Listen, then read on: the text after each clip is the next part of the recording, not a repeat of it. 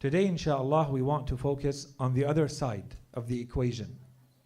What does science actually allow us to do? We have seen where we have to be careful with science. Today we want to see how we can benefit from science. We do not want it to be understood from what we have said until now that we have some sort of aversion to natural science.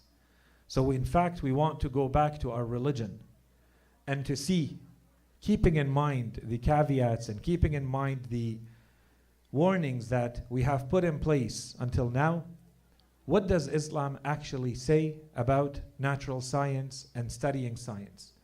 Does Islam have a clear position with regards to the study and the practice of natural science or not?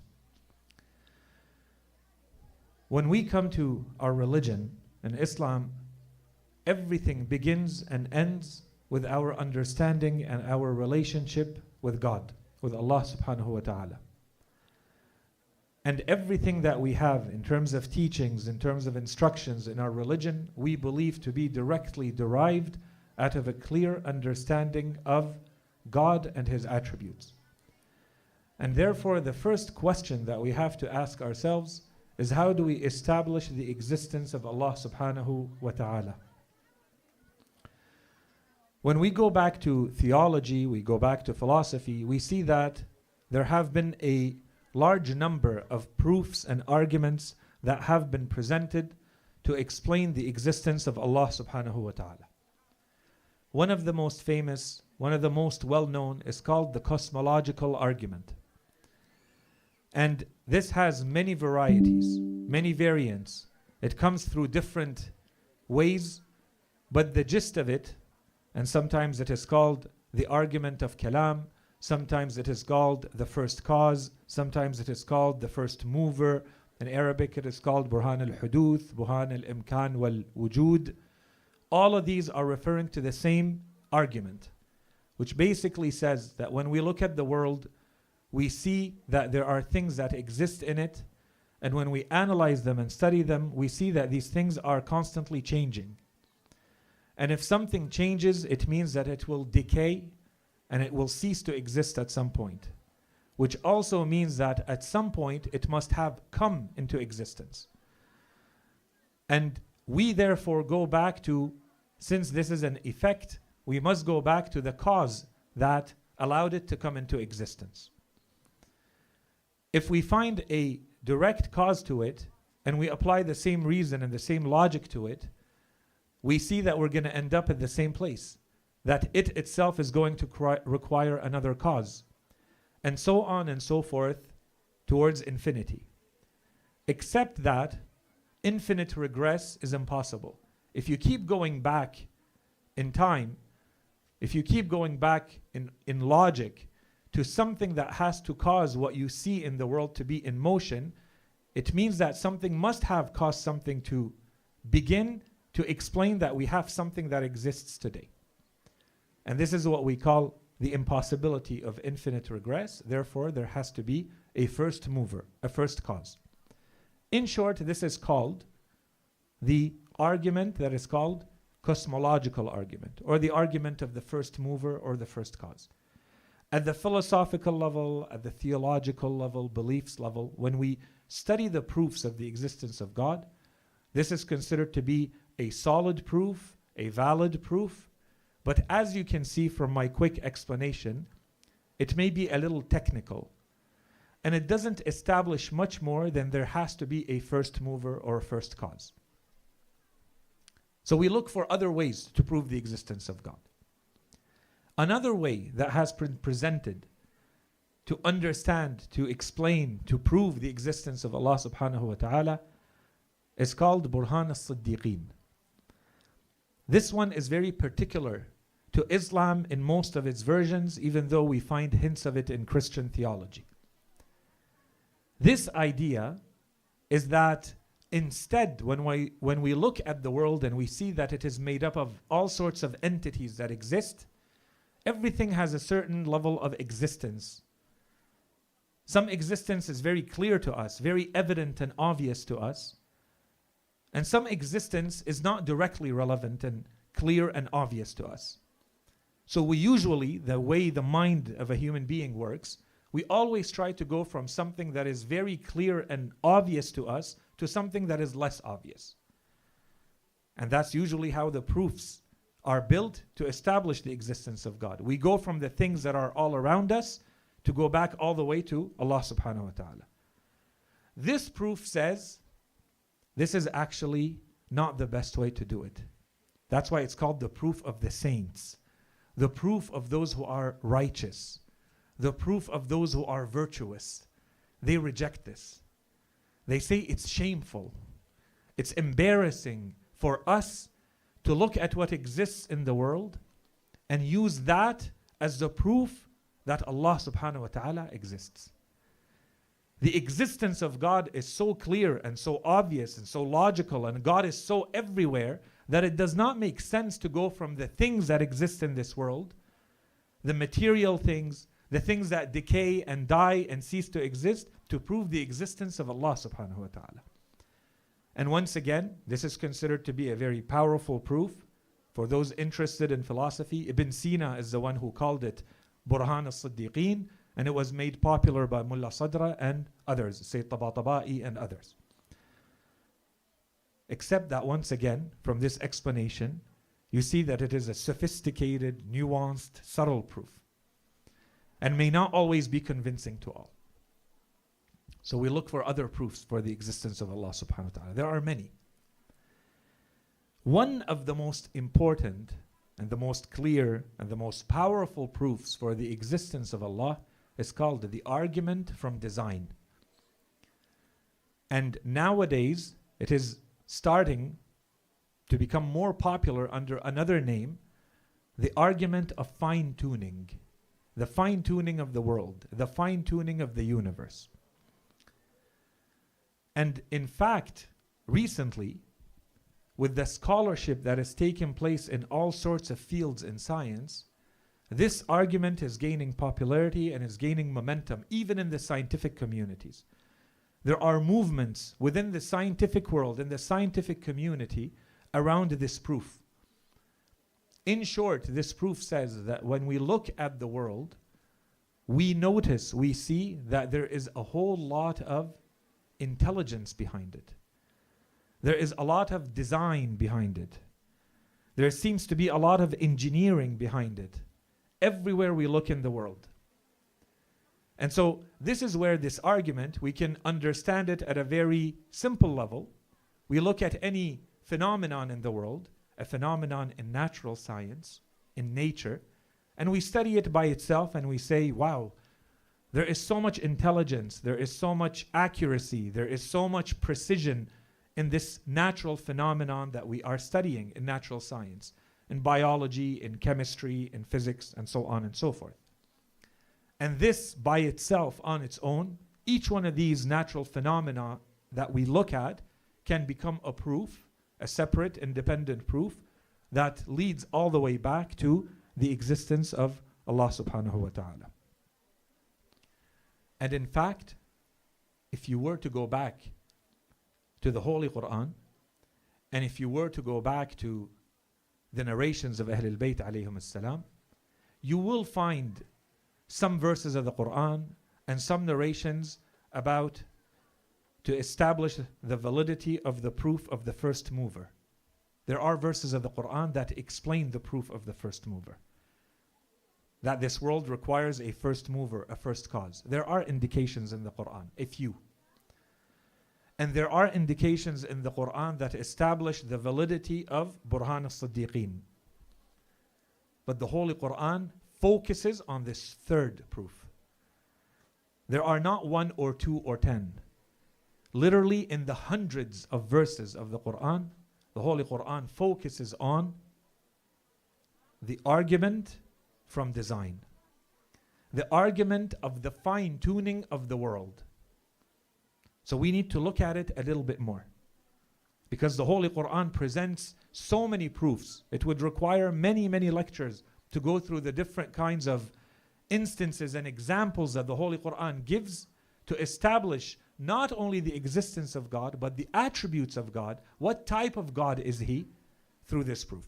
to the proof from design and the fine-tuning of the world. It talks about the weather, it talks about the geology of Earth, it talks about different animals, it talks about the day and night, it talks about planets and stars, it talks about the existence of the human being and the human body.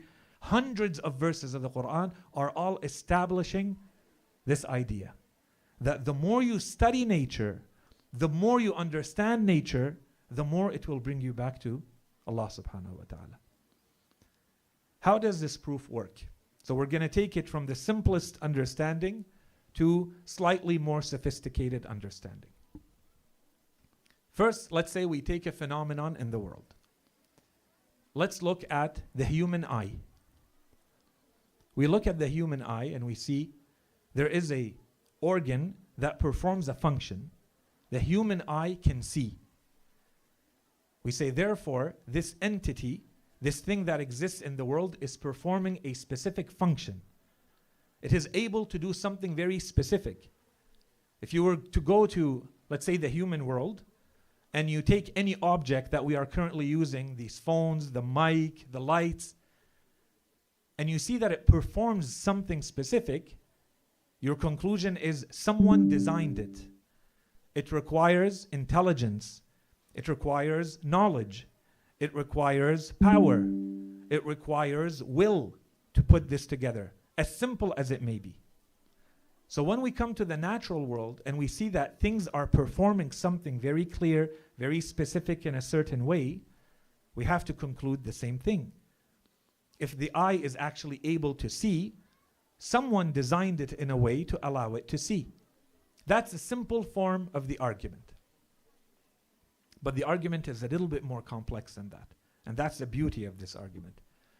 The more you can study nature, the more you understand nature, the more this argument becomes powerful. And this is the reason why the Holy Quran focuses on it.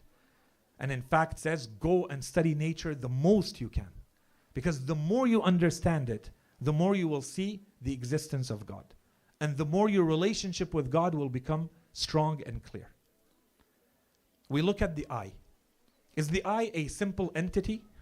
No. It is made up of a lot of little moving parts. Let's skip the level of the cells. There are millions of cells that have to make up your eye. Let's skip beyond the cells. The eye is made up of a cornea.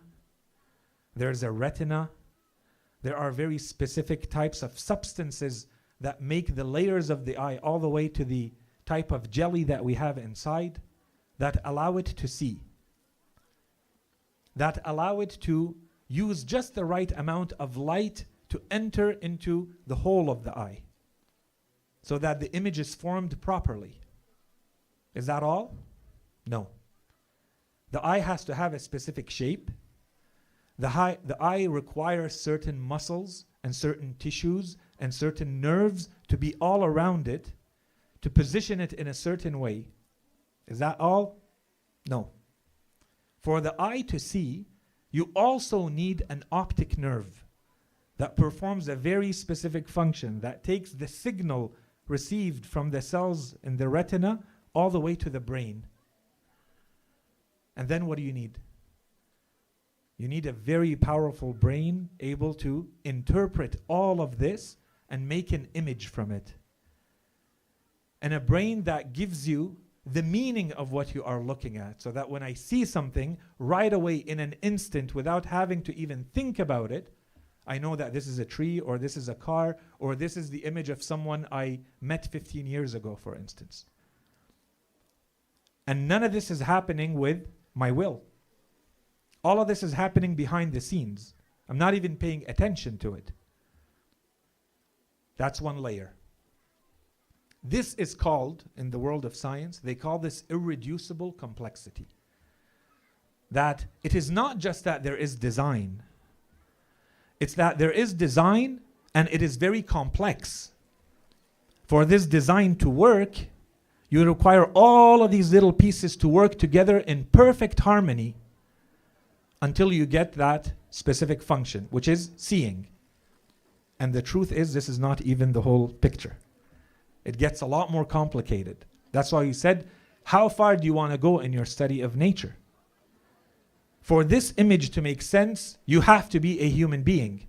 I can't take the eye of a fish and connect it to a human brain and see with it. That wouldn't work. So this eye, this human eye, has to be connected to a human brain that is part of a human being.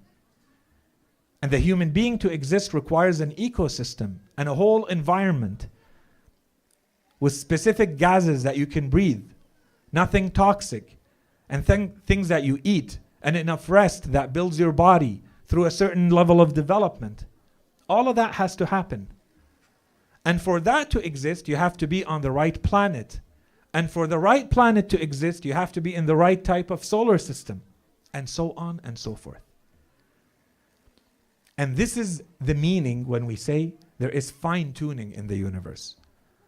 The more you think about it, and the more you study, the more you see that all of it is pointing back to the fact that there is order, that there is design, there is intelligence, there is knowledge that is required, and it has to be extremely accurate and extremely precise in order to perform the functions that it performs.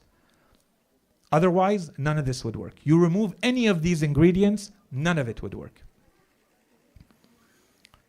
In addition to all of that, it gets still more complicated.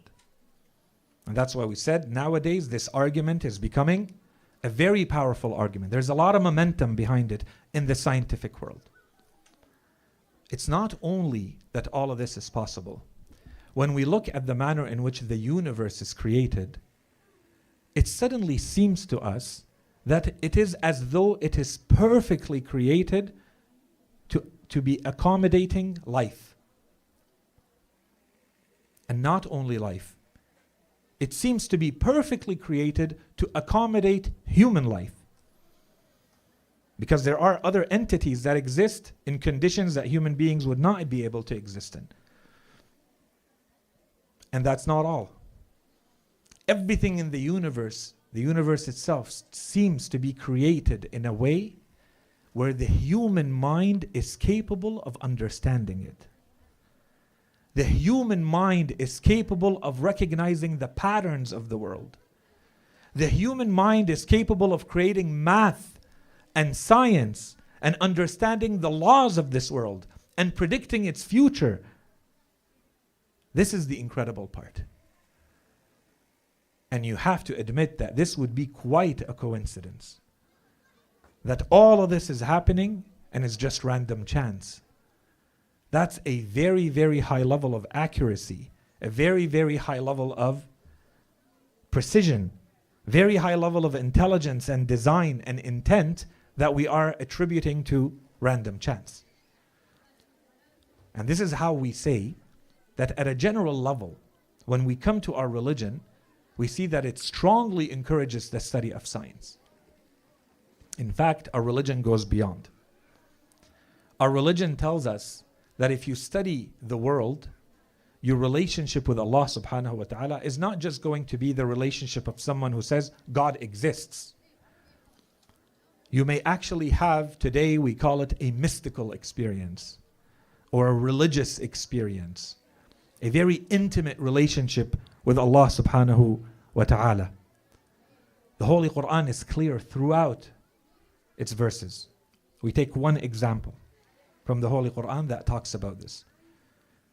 Notice how in these verses of the Holy Quran, you are going from nature, from natural science, all the way to having the highest form of relationship with Allah subhanahu wa ta'ala. There are verses that start with number 189, the last 12 verses of Surah Al-Imran. These verses, we don't have time to go through them. I'll mention a couple now, just to make my argument. Every night, every year in the month of Muharram, when we have our lectures, I wonder if I should give an assignment, a homework or not. And I usually hint to it, but I don't call it a homework. Tonight, I'll call it a homework. Make it a homework of yours.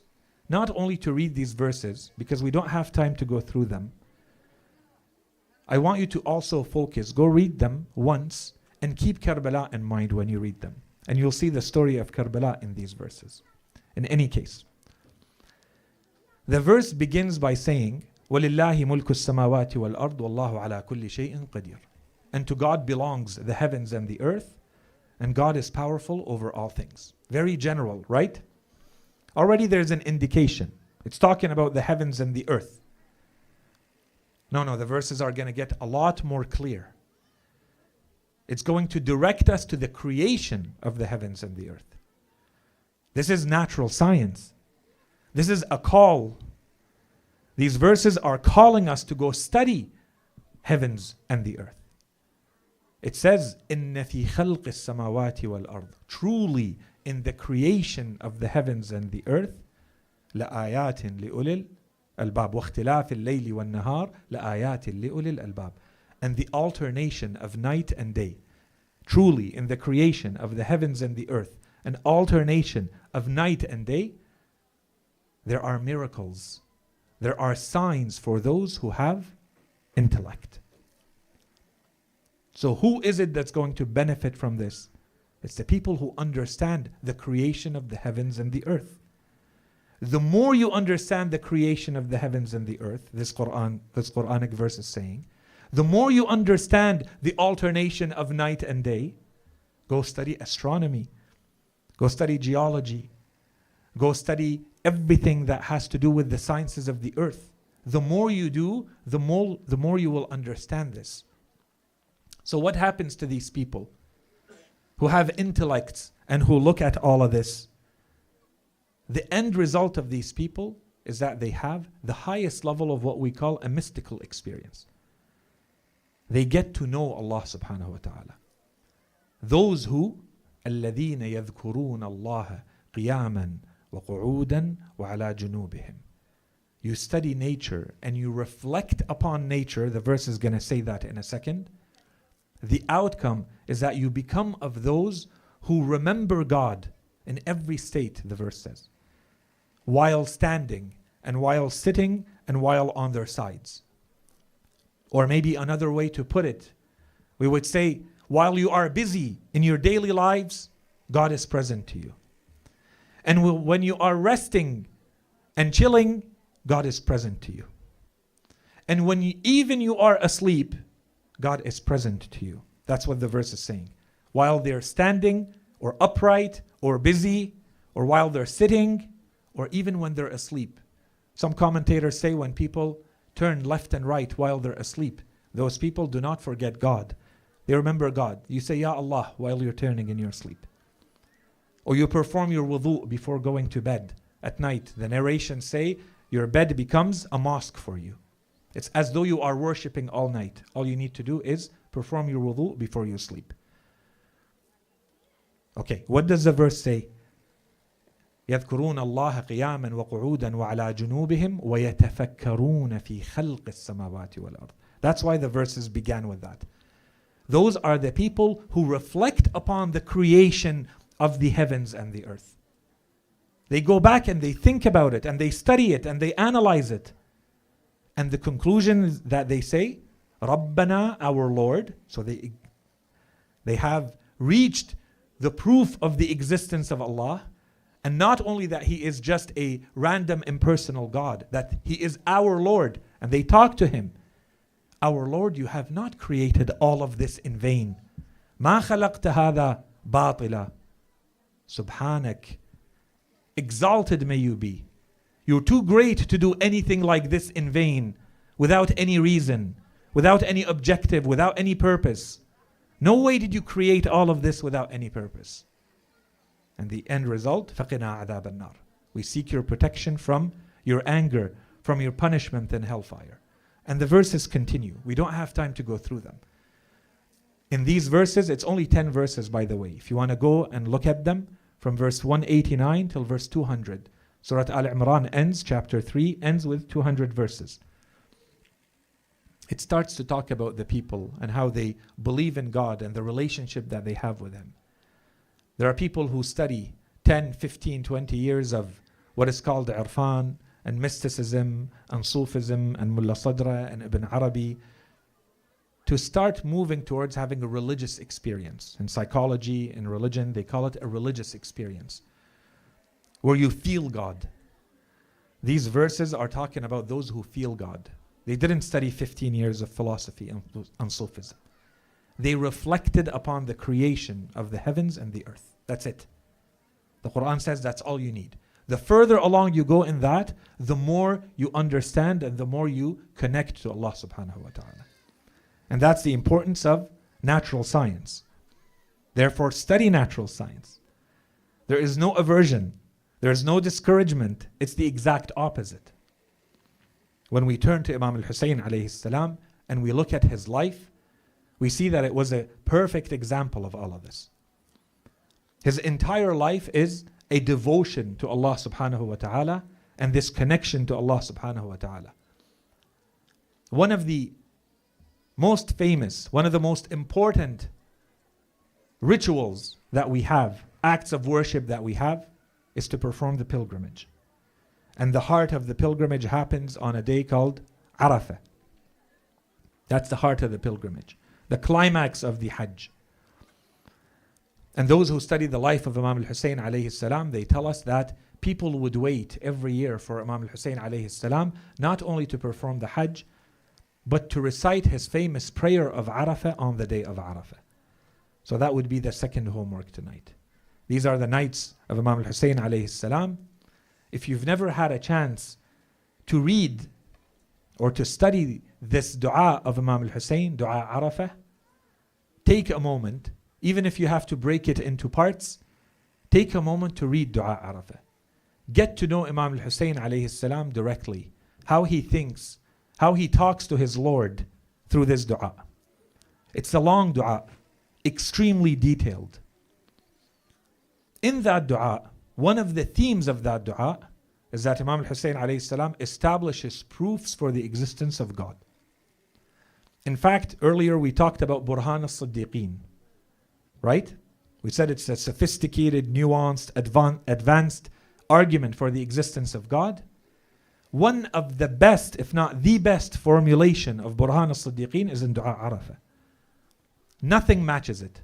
We have indications of it in dua al-Sabah, in some verses of the Quran, dua Abi Hamza al-Thamali. There are indications towards it. أنت دللتني عليك. Right? We have indications of that.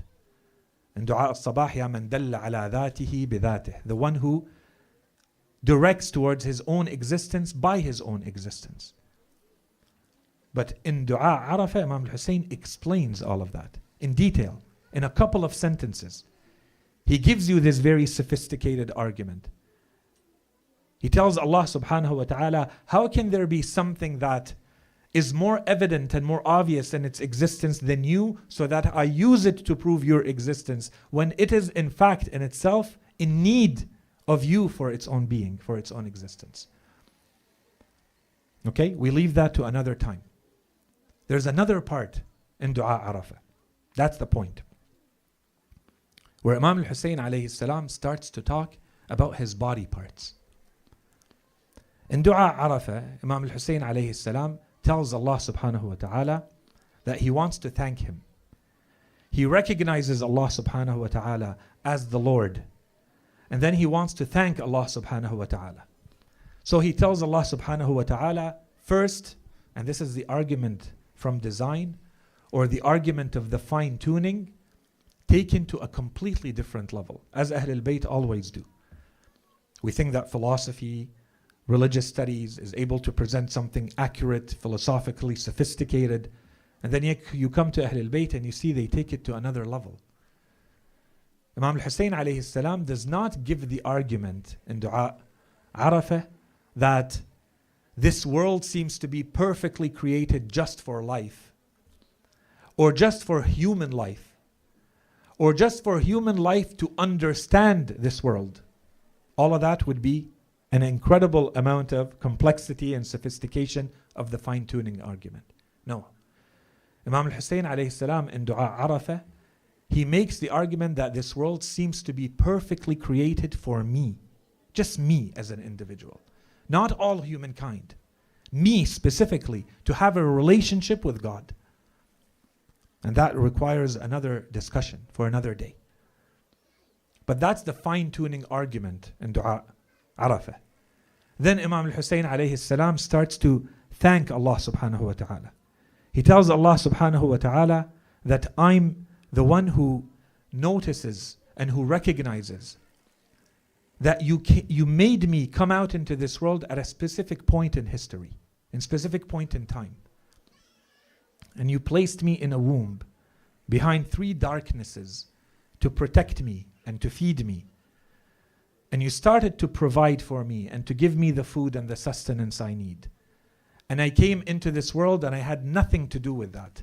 You controlled all of that for me.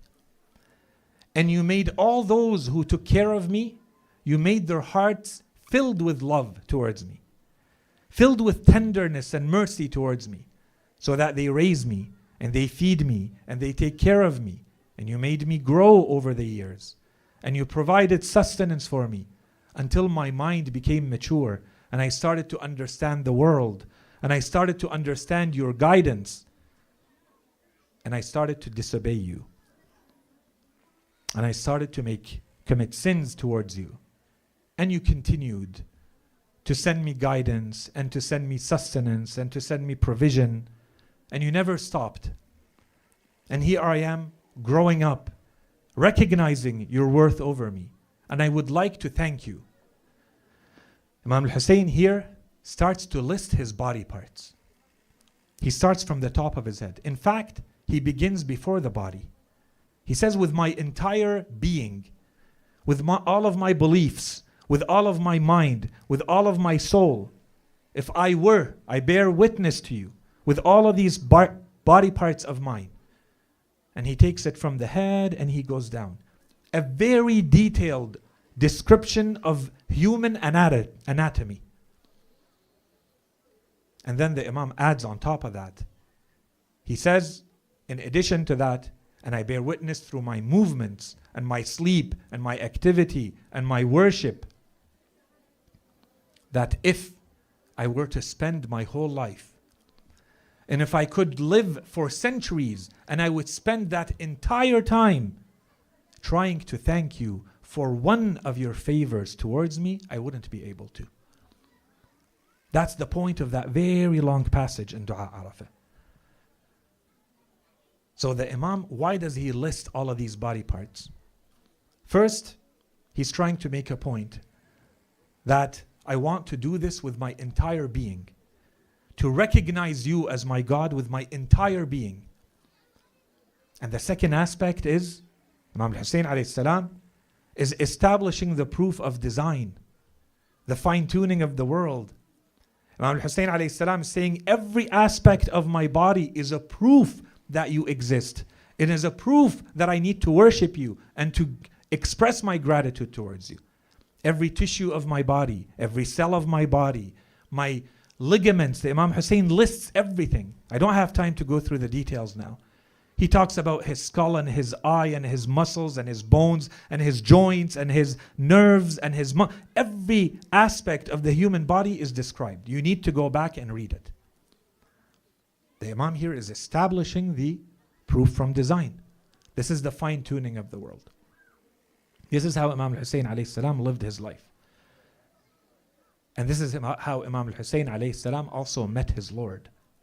He took this all the way to Karbala. Karbala is the masterpiece of Imam al-Hussein alayhi salam. When Imam al-Hussein got up on the morning of the 10th, he prayed Salat al-Fajr along with his companions and family members. Don't forget prayer, brothers and sisters. Prayer is very present in Karbala. You can't be a follower of Imam al-Hussein alayhi salam and be neglectful of your prayer. Imam al-Hussein alayhi salam, after he performs the salah with his family members and companions, he gives very clear instructions to his leaders, the leaders of the army that he has, the small army that he has. Who will be on the left flank? Who will be on the right flank? Who will be in the middle? He gives everyone their clear instructions. Then Imam al-Hussein alayhi salam turns towards the army, facing him. And in front of him now there was an ocean of enemies. Tens of thousands of soldiers prepared to attack these few men with Imam al-Hussein alayhi salam and his family members. This is another lesson for us. At that time, what does Imam al-Hussein alayhi salam do? The saga of Karbala is about to start. How does Imam al-Hussein alayhi salam start Karbala? It starts with a dua. It starts with a connection to God. Imam al-Hussein alayhi salam turns to Allah subhanahu wa ta'ala and recites a prayer. There are a few prayers that history has kept for us that Imam al-Hussein recites on the 10th of Muharram. This is one of them. It's a short one. We should all learn it by heart. To commemorate Imam al-Hussein, we should learn it by heart. Because we also face struggles and difficulties and hardships in our lives, we should learn it by heart. Imam al-Sadiq alayhi salam teaches his followers to learn this dua and to recite it. It's actually mentioned in the detailed version of the rituals of Layali al-Qadr. It's mentioned as a dua to be learned and to be recited. Imam al-Hussein alayhi salam turns towards Allah subhanahu wa ta'ala. What does he say? What's the dua? Allahumma anta thiqati fi kulli karb wa raja'i fi kulli shiddah wa anta li في كل أمر نزل بي ثقة وعدة كم من هم يضعف فيه الفؤاد وتقل فيه الحيلة ويخذل فيه الصديق ويشمت فيه العدو أنزلته بك. Right? أنزلته بك فكشفته وفرجته فأنت ولي كل نعمة ومنتهى كل رغبة. Imam al-Hussein alayhi salam turns to Allah subhanahu wa ta'ala in that moment and he says, my Lord, you are the source of all of my confidence when I face hardships. You are the source of my hope when I have to face difficulties. And for every calamity and every struggle that I have to face, all of my ability to deal with that comes from you.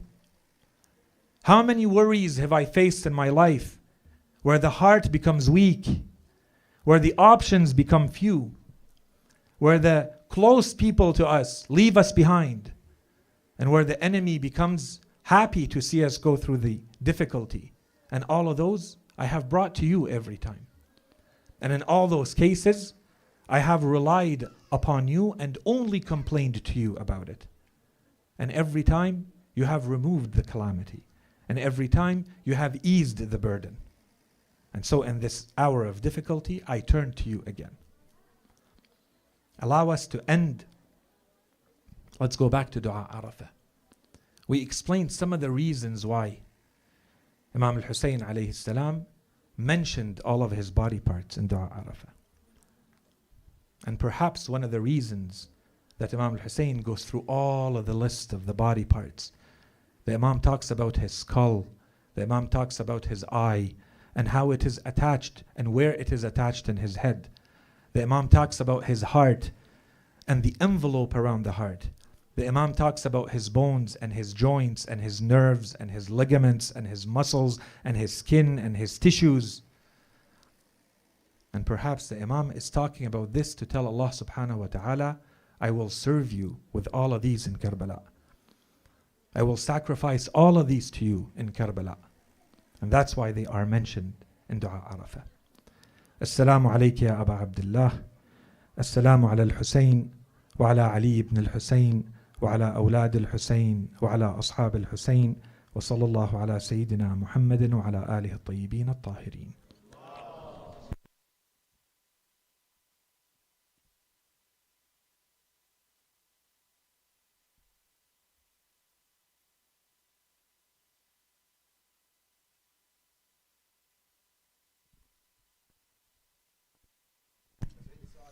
Ahsantum. So there's a very big, quick question, brothers and sisters. May Allah subhanahu wa ta'ala accept everyone's deeds. There's a quick question about the programs of the Markaz and my attendance here specifically. So I have regular lectures in English every Saturday. Inshallah, as soon as the season of Muharram ends, we go back to our regular programming. The program was around 7:30 p.m. and inshallah we'll confirm the date in case it changes. 7:30 p.m. every Saturday. The topic is a series called Life, the Islamic Answer, in which we are trying to study the Holy Quran and the narrations of Ahlul Bayt alayhim as-salam to see what they teach us about living in this complex world of ours. Insha'Allah, for those interested, we will all see you there, insha'Allah. Wa sallallahu ala Sayyidina Muhammadin wa alihi at-tahirin.